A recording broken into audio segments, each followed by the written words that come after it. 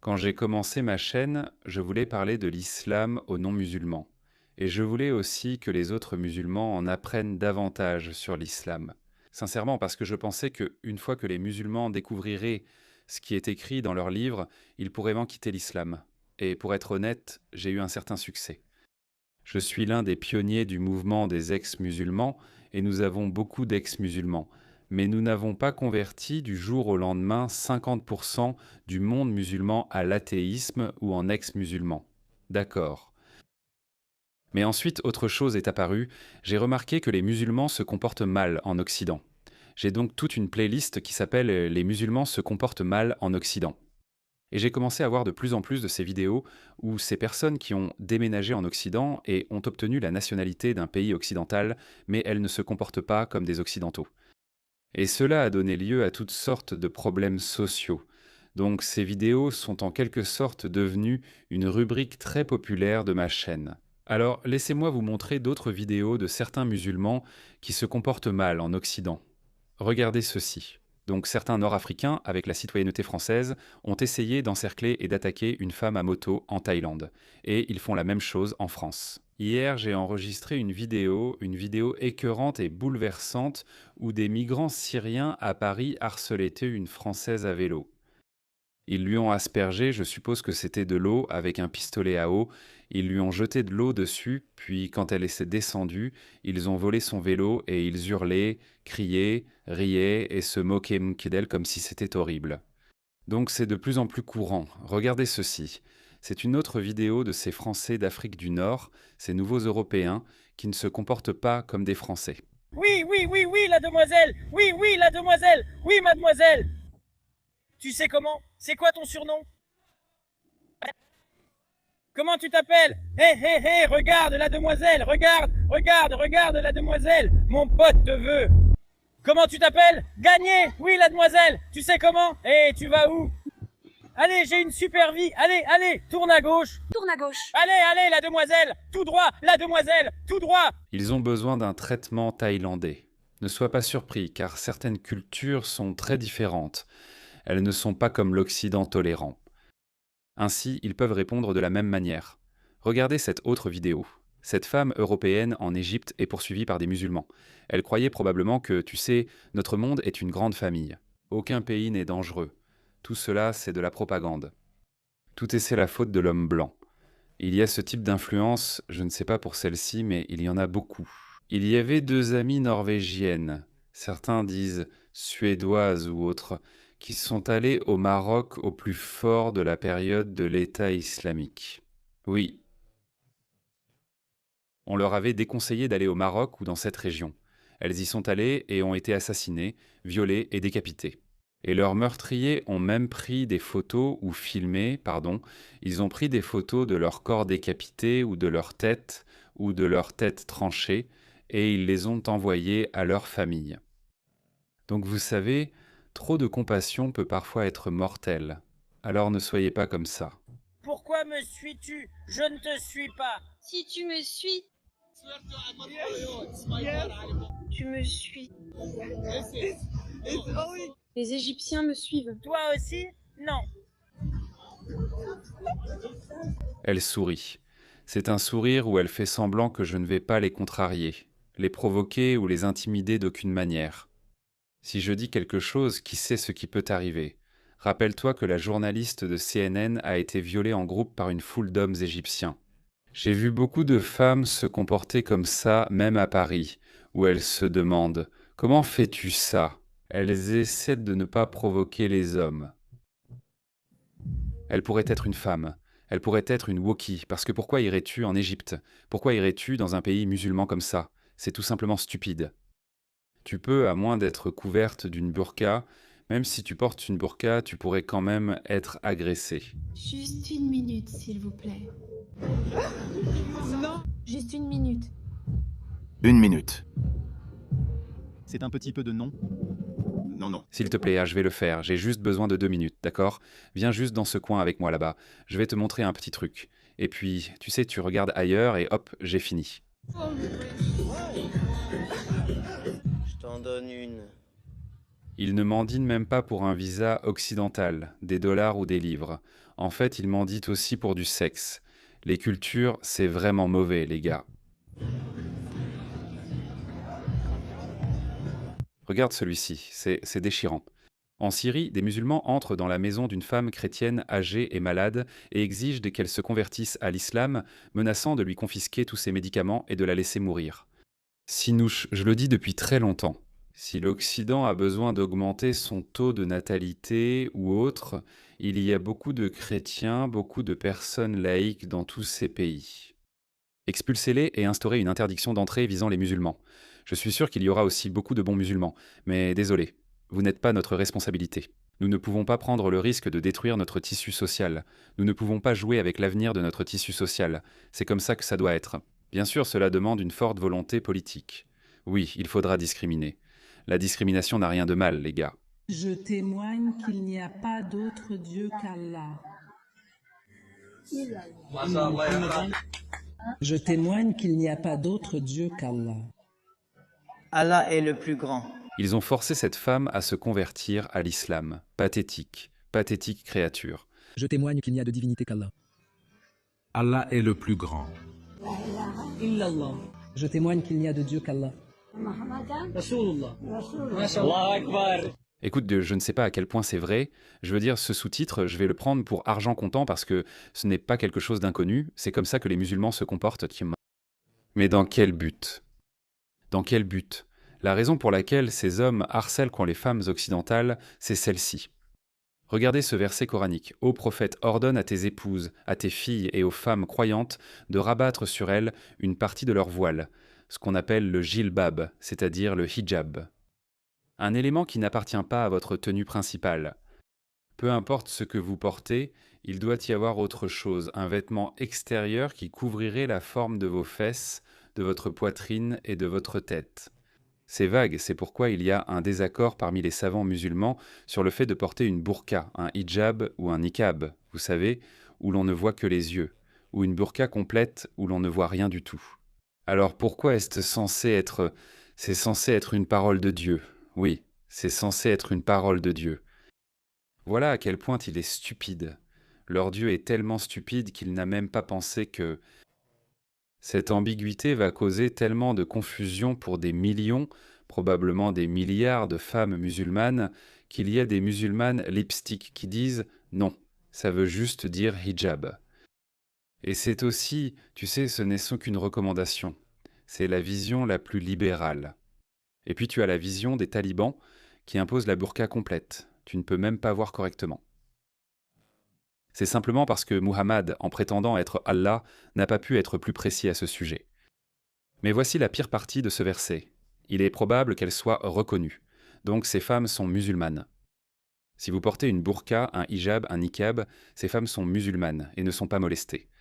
C'est pourquoi les musulmans pensent qu'il est acceptable de molester ces femmes parce qu'elles ne sont pas correctement couvertes.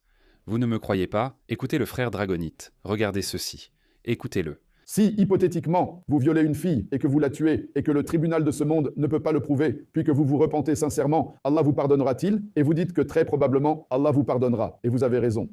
Si vous avez commis un viol et un meurtre, et si vous vous repentez vraiment et demandez pardon, comme je l'ai dit, si vous vous repentez sincèrement et demandez pardon, il y a 5 critères nécessaires pour obtenir le pardon. Premièrement, il faut admettre ce que vous avez fait de mal, reconnaître que le péché que vous avez commis est mauvais, l'admettre. Deuxièmement, veillez à arrêter immédiatement. Troisièmement, veillez à ne pas recommencer. Arrêter veut dire que vous ne recommencerez pas. Mais quel délire! Ils inventent, c'est comme ça qu'ils fonctionnent, ils inventent au fur et à mesure. Le numéro 4, c'est que tu demandes pardon à Allah. Si tous ces critères sont remplis, Inch'Allah, je vais... Et à la fin, il a fini par t'en dire seulement 4. Il avait commencé avec 5. De toute façon, 2 et 3 étaient les mêmes. Même si tu as commis un viol, ce qui est un péché très grave, et si tu as commis un meurtre, c'est un grand péché, mais un repentir sincère te vaudra le pardon d'Allah. Comme nous le savons, Allah c'est gentil de sa part. Maintenant, pour répondre à ta deuxième question, n'est-ce pas une injustice envers la fille qui a été violée et tuée? Et je dirais non. Car la personne qui a violé et celle qui a été violée traversent chacune une épreuve dans ce monde. Et laissez-moi vous expliquer qu'Allah a donné des directives aux femmes pour qu'elles s'habillent modestement. Elles doivent couvrir tout leur corps, à l'exception des parties qui peuvent être vues, c'est-à-dire le visage. Maintenant, si après avoir donné toutes ces directives, et hypothétiquement, si cette fille ne s'habille pas modestement, qu'elle s'habille de façon immorale, des personnes riches s'excitent et le viol a lieu. Qui s'excite? Vous avez vu ces hommes musulmans harceler cette personne. Je ne dis pas que d'autres hommes non musulmans ne harcèlent pas les femmes, ils le font aussi, mais pas à cette échelle. Mais ces hommes musulmans le font à cause de cette mentalité. C'est une mentalité très répandue. En fait, je vais vous dire, cette histoire fait le tour du monde. Oui, la voici. Il y avait donc une femme pakistanaise française qui a grandi en France. Elle avait des enfants et elle pensait que la société française n'était pas assez islamique. Elle a donc emmené ses enfants au Pakistan pour les élever dans une société plus islamique. Malheureusement, une voiture est tombée en panne sur une autoroute et elle a été violée en groupe par des hommes, par des bandits, devant ses enfants. Cela s'est produit il y a quelques années. Vous savez ce qu'a dit le policier à l'époque? Le lendemain de l'agression, un haut responsable de la police à Lahore, Omar Sheikh, Lahore n'est pas un village reculé, c'est l'une des villes les plus cosmopolites du Pakistan selon les standards pakistanais, est apparu devant les médias et a laissé entendre que la femme était en partie responsable. Il a demandé pourquoi elle n'avait pas choisi une route plus fréquentée alors qu'elle était seule avec ses enfants. Mais il y a aussi là-bas des progressistes et libéraux de gauche qui l'ont attaqué pour ses propos, et il s'est excusé. Cela remonte à quelques années. Et la bonne nouvelle, c'est que la Cour suprême, ou la Haute Cour du Pakistan, vient d'annoncer la peine capitale, la peine de mort pour les violeurs. Je pense que c'est ce dont nous avons besoin en Occident. Mais mon point en général, c'est que c'est très courant chez les musulmans de blâmer la victime. Au lieu de blâmer les violeurs, ils blâment en fait la longueur de la jupe, les vêtements ou les circonstances de la femme. Maintenant, je comprends qu'il y a certaines réalités. D'accord? Il y a certaines réalités. Je n'aime pas cette vision woke, gauchiste, libérale, féministe qui affirme « je devrais pouvoir me promener nu sans être regardé ». Dans une société parfaite, ce serait ainsi. Je ne devrais pas non plus aller dans un quartier pauvre en portant des bijoux voyants. Je devrais pouvoir le faire, mais je ne devrais pas parce qu'il faut aussi assumer sa part de responsabilité. Mais ça, c'est l'autre extrême. Ça ne devrait pas être comme ça, où il blâme littéralement la personne qui a été violée. Stupide, c'est un tube mythique. C'est même mythique de blâmer. C'est même une fièvre à blâmer. Cela n'autorise pas le garçon à violer. Mais en dehors du garçon qui a commis le viol et le meurtre, c'est la fille qu'on blâme.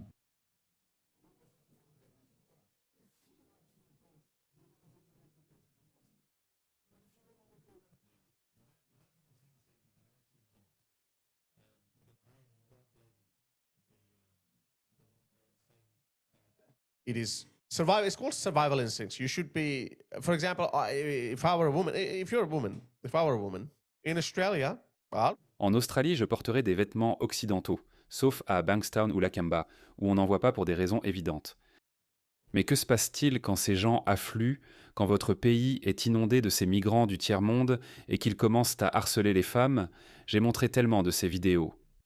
Donc dans ces circonstances, ce que vous faites, c'est que vous vous levez. Les hommes doivent se lever et ils doivent affronter ces voyous. Regardez ça. Cette vidéo vient tout juste de Liverpool, au Royaume-Uni.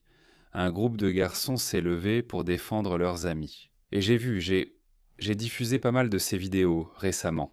Et je suis heureux de dire que cela se produit. Et j'avais prédit il y a longtemps que cela allait arriver. Les hommes vont commencer à prendre les choses en main eux-mêmes.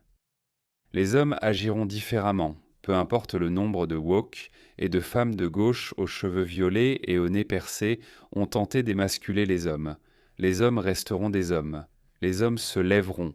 Les hommes protégeront. Nous prendrions une balle pour protéger ce qui nous est cher, pour les gens qu'on aime, pour nos proches. C'est dans notre ADN. Une femme blanche libérale ne pourra jamais comprendre cela.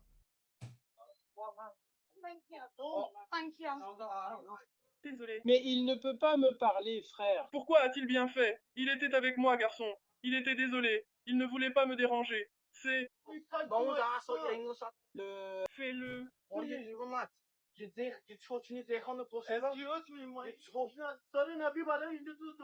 Il s'est enfui. Je ne plaisante pas. Je travaille comme une idiote. Je ne plaisante pas, je ne plaisante pas, je ne plaisante pas, je ne plaisante pas. Il y a 2 ponts.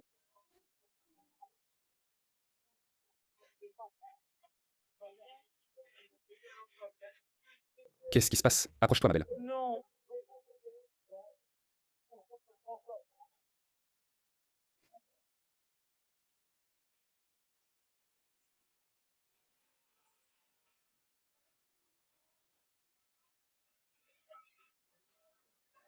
Je ne sais pas ce qui se passe, dépêche-toi. Donc de toute façon, ils les ont confrontés. Dis à ton père que je l'appellerai en descendant du bus. Dis-lui ça, dis-lui ça. Tu dois y aller. Descends du bus. Tu dois y aller. Dis à ton père, mon Dieu, c'est son jeune fils, mais il a clairement 14 ans. 15. L'homme veut que tu descendes du bus? Non. Anglais, non. J'ai vu de meilleures vidéos, mais bravo les gars. Levez-vous. Levez-vous les gars. Nous devons commencer à nous lever. Écoutez, l'islam est une idéologie étrangère. Elle n'a pas sa place en Occident. Nous n'avons pas à nous excuser. Nous n'avons pas à mâcher nos mots. Nous n'avons pas à dire islamisme, islam radical. Non, c'est ce que je veux dire quand je dis que les langues évoluent. La rhétorique évolue. Même le ton évolue. Et c'est parfaitement normal. Il y a 15 ans, on aurait dit islam radical, islam extrémiste, islamiste. Aujourd'hui, on dit islam, et pas seulement islam. On ne peut pas parler d'islam sans parler des musulmans. Les musulmans sont les porteurs du flambeau de l'islam. Mohammed est le plus grand islamiste qui ait jamais vécu. Donc si Mohammed est bon, qui c'est le meilleur modèle pour les musulmans, alors bien sûr les musulmans vont suivre Mohammed. L'islam n'a pas sa place en Occident. Nous pouvons dire cela sans sourciller.